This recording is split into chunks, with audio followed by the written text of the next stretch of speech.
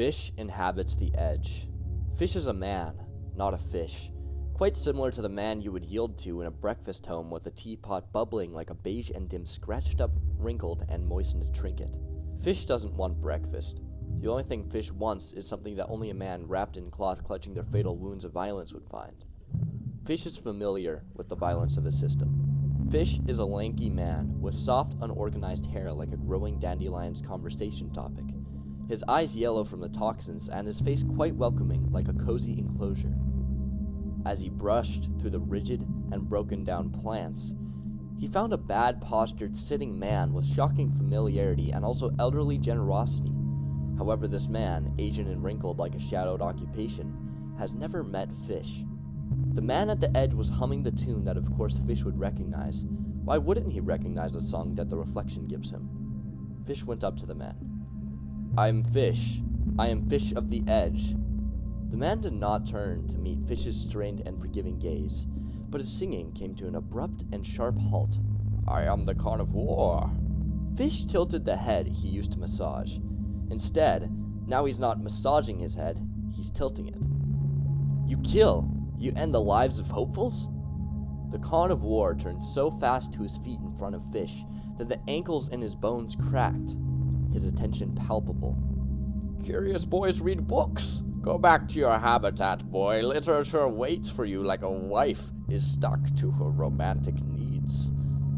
Fish was quite terrified by his sudden movements, as well as the well-being of the Khan's ankles. He has always been a good-natured handler. Fish escaped from the familiar Khan to go back to a not new but unfamiliar habitat. That's where he found a book for him to read, and he quickly gripped it with his sweat-covered hands and dug his nails into the back, putting enough pressure to have the book open for Fish like some sort of loyal but subservient pet. The book is in English, and the page isn't just a page but simultaneously a bookmark. He took out his willing hand and brushed the bookmark, his hand bristling and spiking with a ticklish sharpness. The book forgot about Fish, making Fish alone, and that made Fish flustered. But soon, a new thing would remember Fish. The grass made way for a silky contained gas, a gas that takes people places, much like an aircraft. Fish was never familiar with aircraft. When he reached his foot to touch the mist, he found himself in the page of age. Not the same page who tickled him, but rather a page of mortality. Looking around, he saw the hand of a man he'd killed. Fish was guilty ever since his murder, and he broke out in a freezing and dripping sweat.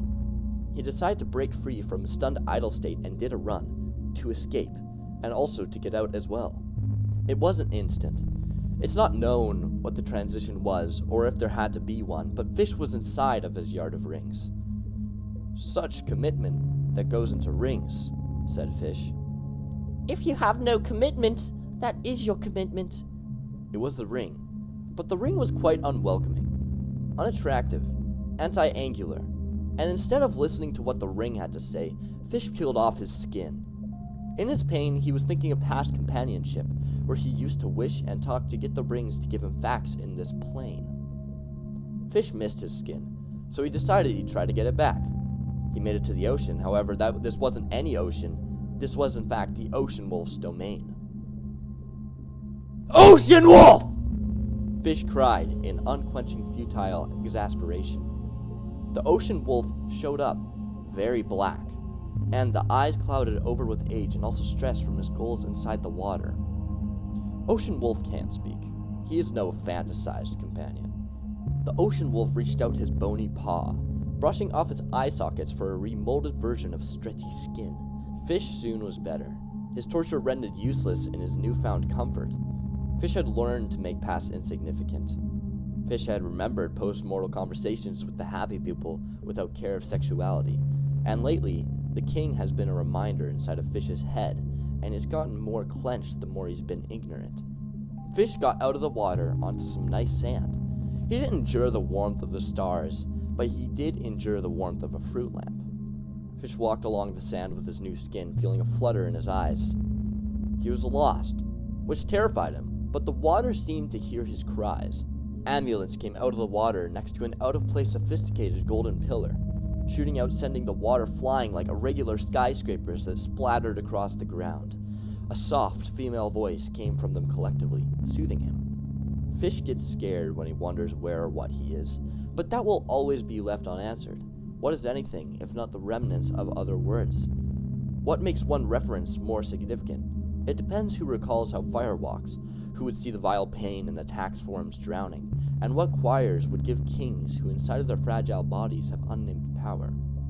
Fish recalled how fire walks, how a blue flame paced, giving him hope and having him excited to work alongside on a high quest accompanied by a lesbian. Lots of things are things of the past, and Fish finally felt the pang of impatience that comes with longing, and as he sat with that longing, the more pathetic Fish felt. He wanted to detach from the beach, into the colorful forest which lies by his side, the warmth of the fruit lamp that hunts the occupiers finally becoming exhausting. He walked amidst the vibrant bark and let the laughs flow inside his mind. The feel of this stretched forest, far more humorous than the ocean. But the longer he paid attention to the repetitive laugh, the more the vox felt nude, and the false beauty of the voice became apparent. This forest has been inside the flux of a warm year, and the Navy was the only thing that was left to polish the forest to a bunch of salty soil that stayed gorgeous, sticking to the vibrance like a god. Fish hadn't found the Navy. Instead, he felt the fear of himself flow like water, knowing it will end, but only when he doesn't know it's there. The sky unveiled for the Navy to see the unstable man named Fish. A man of formality spoke, his voice deep and creamy. "I will help you join work." Fish looked at the man, his veins becoming more confining inside his new ocean skin, causing him to clench his fist. "Will my terror be fizzled?" The lanky Navy man smiled. "I am the terrorizer. But don't worry, you're insignificant." Fish felt stuck in a cycle. Not a cycle of repetition, but rather a cycle of no repetition. What repeats more than a job? Fish knew that nothing did. He held his gaze with the charming terrorizer and nodded profusely, highlighting his artificial courage.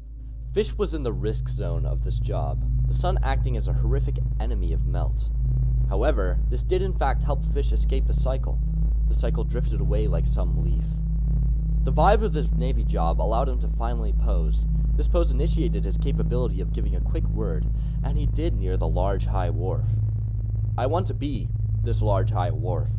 He spoke this to the schoolman. His school wasn't much of an education, but rather a mold of home by Muji, which showed duty and handed out cookbooks to the ambitious food makers. However, a quake hit the house.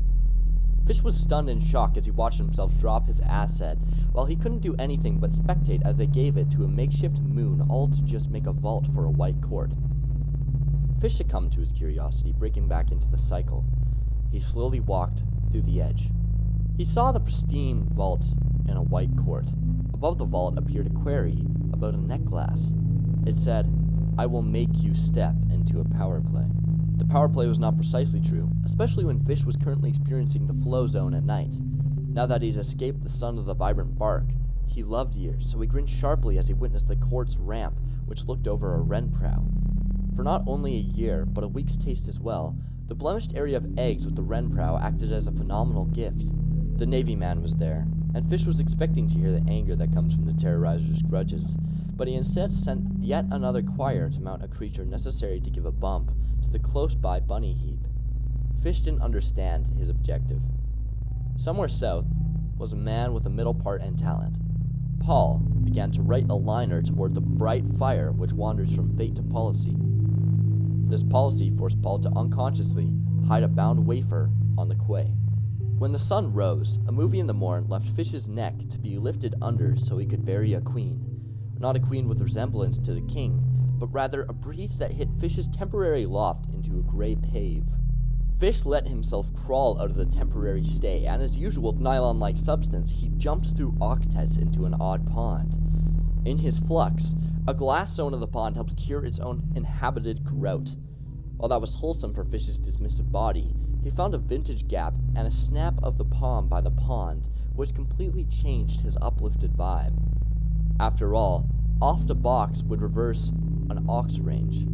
Somewhere more calming with the romantic world inside of Seven. A study of her flow with clenched cords was coming. Seven felt her own power of seduction. With a jag, her quick judgment led her to a coffee addict stuck inside of her essence's half maze. Fish was out of the pond quite swiftly, and his vibrant buzz led him to want to use his legs for jogging. He ran through a poppy's town, and the poppy watched the guy full of joy activate his potential. Fish knew that if he had a whip, he would jump a case of eggs, but he had no violence left, rendering a new or old whip useless, and the egg obstacle to only be for a renprow.